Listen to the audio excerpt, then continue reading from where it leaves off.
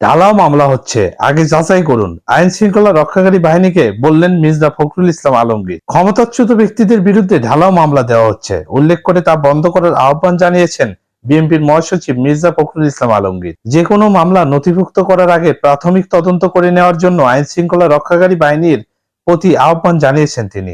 আজ বুধবার দুপুরে রাজধানীর গুলশানে বিএনপির চেয়ারপারসনের কার্যালয়ে আয়োজিত সংবাদ সম্মেলনে মির্জা ফখরুল ইসলাম আলমগীর এ কথা বলেন। বিএনপির মহাসচিব বলেন, আমি অনুরোধ করব আইন শৃঙ্খলা রক্ষাকারী সংস্থাগুলোর কাছে, দল শুধু নয়, সব মানুষের বিরুদ্ধে যে ঢালাও মামলা দেওয়া হচ্ছে এবং যে কোনো মানুষের বিরুদ্ধে শত্রুতা থাকলেই মামলা দেওয়া হচ্ছে, মামলাগুলো নেওয়ার আগে আইন শৃঙ্খলা রক্ষাকারী বাহিনীগুলো যাতে যাচাই করে নেয় যে কোনটি সম্ভব কোনটি সম্ভব নয়।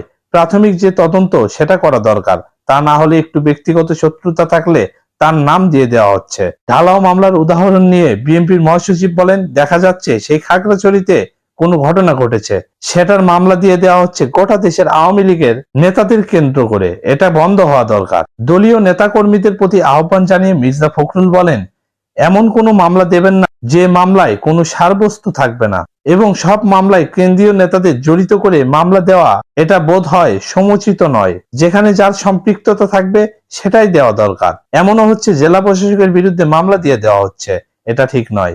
এই ঢালাও মামলা বিপ্লবকে সংগত করবে না।